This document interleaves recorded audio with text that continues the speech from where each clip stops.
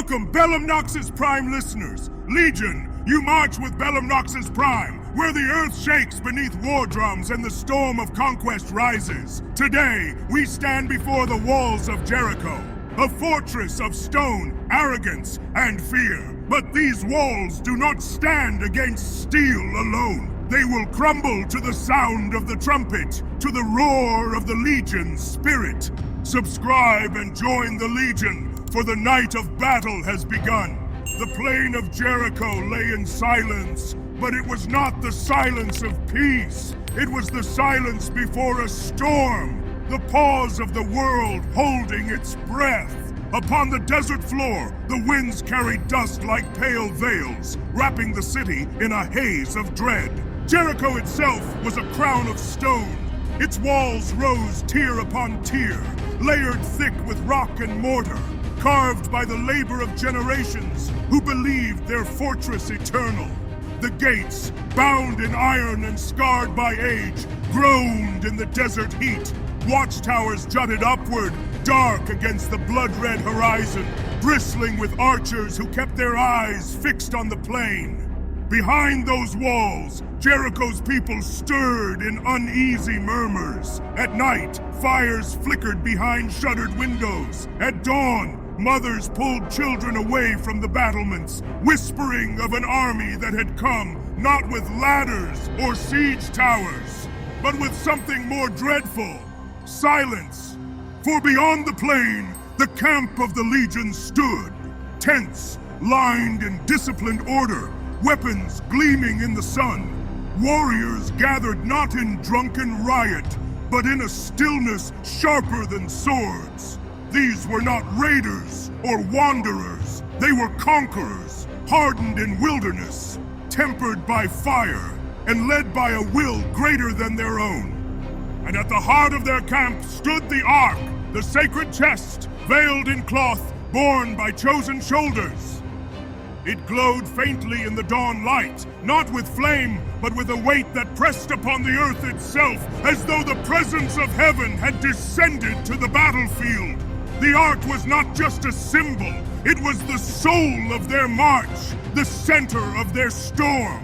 The people of Jericho had heard the stories of seas split apart, of empires broken in plagues, of armies shattered in the desert. They had heard the name of this legion's god, a name whispered in fear even in the halls of kings. And now, that same name pressed at their gates, silent, waiting, patient as the horizon.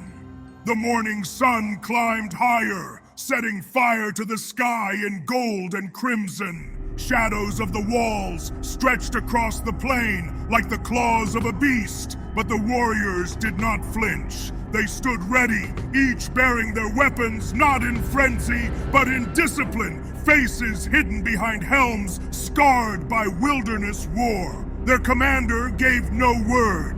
Their swords remained sheathed.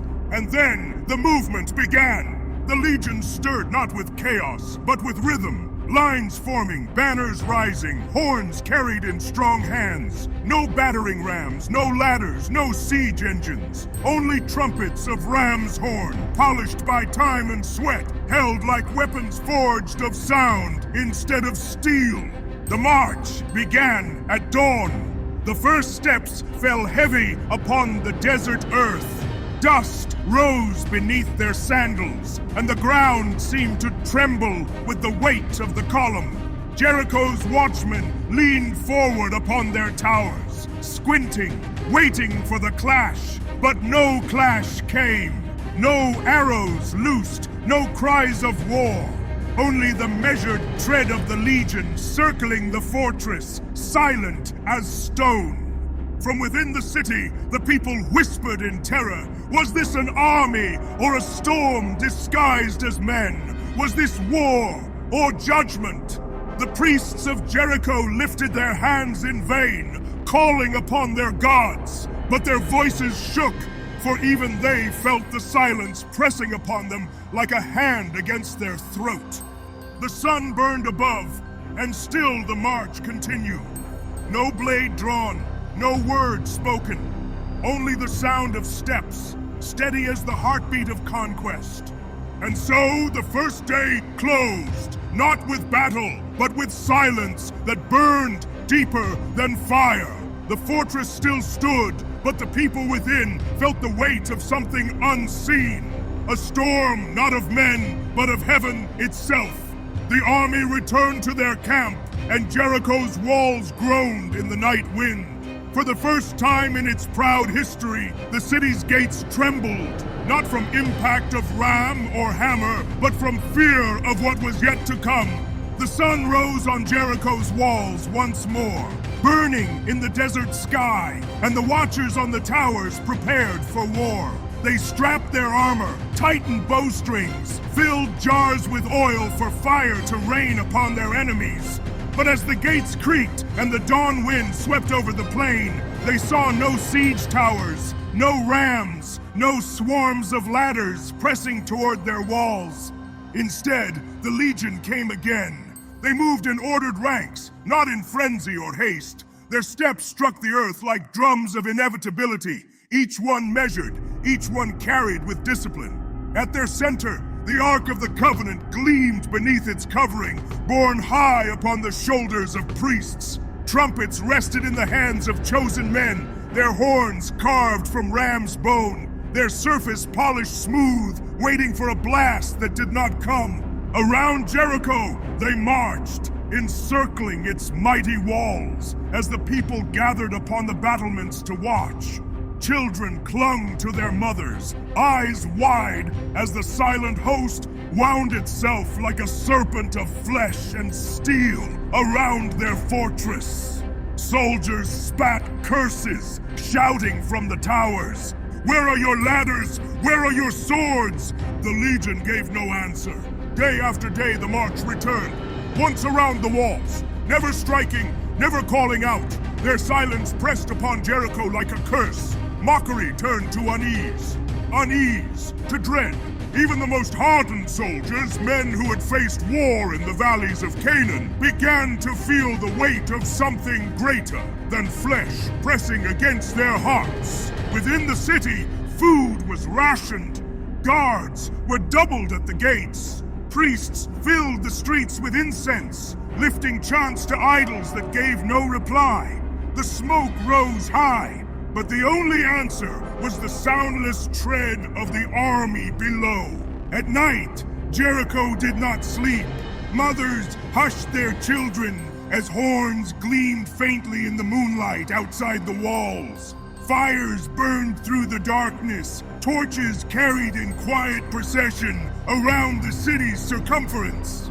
The enemy was not battering their gates, but still the sound of their march haunted the people's dreams. 6 days passed, 6 days of silence, 6 days of the same relentless rhythm. The people within Jericho began to ask themselves the unthinkable. What if their walls were not enough? What if stone, the pride of generations, could not save them? And then came the 7th day. The army rose before the dawn, banners stiff in the cold wind, torches still burning against the dark. Jericho's sentinels leaned over their towers with weary eyes, expecting the same march, the same ritual of silence. Yet this day was different.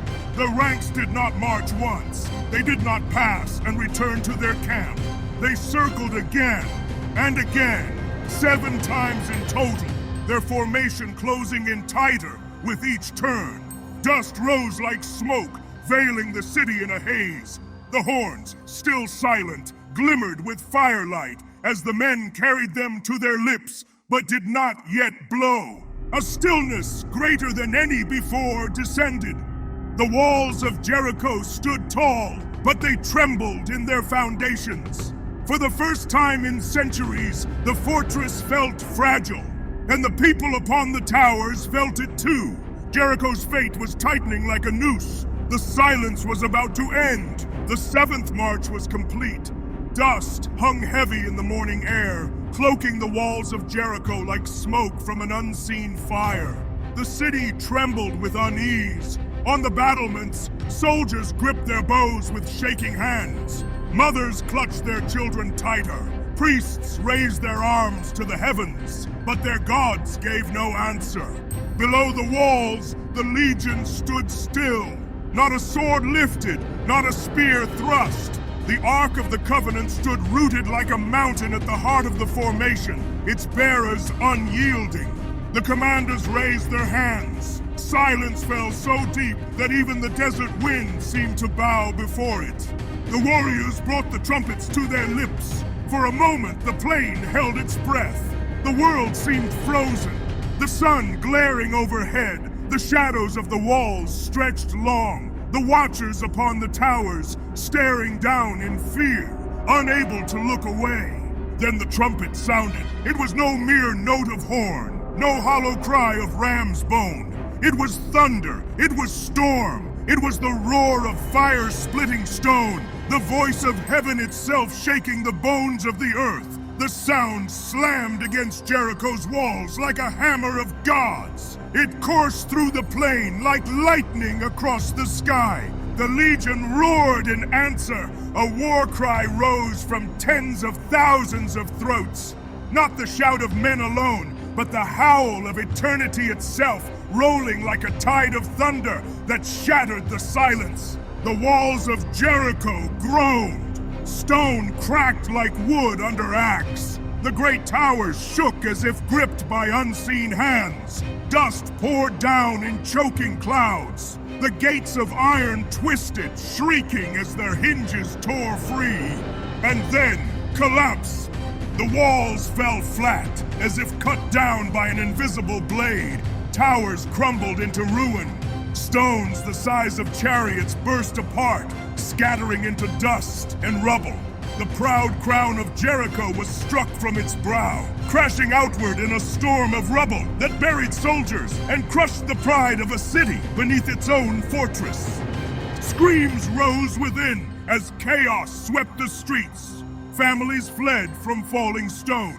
Fires broke from shattered towers.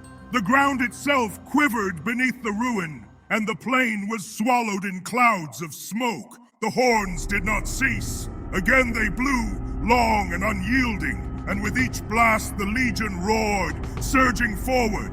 Warriors leapt over broken stone, their swords flashing like fire in the dust. The breach was wide, the walls annihilated. Jericho, once impregnable, lay naked before the conquerors. What no siege had broken, what no army had pierced, was undone in a single trumpet blast and a single shout. The proud fortress had fallen not to the strength of steel, but to the weight of heaven's storm.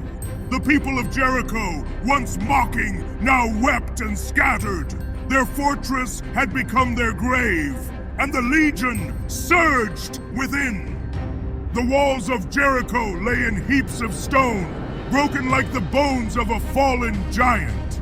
Dust still curled in the air, drifting across the plain in ghostly veils. Where once stood towers of pride, now smoldering ruin marked the skyline, jagged edges clawing at the heavens like the ribs of a carcass. Through the breach the legion poured. Their swords gleamed with firelight as they moved with unyielding force, a tide of warriors crashing against the stunned defenders. The shouts of conquest rose, echoing louder than the collapse of stone, until every street was filled with the clash of steel and the cries of the defeated. The city burned. Torches caught upon roofs of wood and straw, flames racing with the wind, leaping from house to house. Smoke billowed upward in columns, turning the dawn sky black. The air was thick with the stench of ash and charred timbers, with the cries of Jericho's people carried away on the storm. The fortress that had mocked the silence now wept in fire. Its gates, once bound in iron, lay twisted upon the ground. Its watchtowers were nothing but rubble. The proud name of Jericho, whispered as invincible, became a warning etched into ruin. Among the legion, the march did not falter. Warriors moved with purpose, not chaos, for this was no drunken slaughter. It was conquest, cold and complete. At the city's center, the Ark stood firm, borne aloft in victory, its bearers unbroken, the symbol of judgment fulfilled. When the dust finally settled, Jericho was no more. Its walls, once the shield of a people, were now their tombstones. The earth around the city was littered with rubble, a graveyard of stone that testified to the futility of pride against the storm of heaven. The lesson was written in fire and ruin. No wall stands forever. No fortress is eternal. Pride will crumble and kingdoms will fall when the storm comes. The conquest had begun, not with ladders or swords, but with trumpets and silence, a sign to every empire that their walls, too, could fall. The legion stood victorious, their war cry still echoing across the plain, their banners snapping in the wind. The battlefield lay heavy with smoke, but the future burned brighter than the flames of Jericho. This was only the beginning. Legion! The march does not end here. More battles await, more fortresses will crumble, more legends will rise. Subscribe and join the Legion, for the night of battle has begun.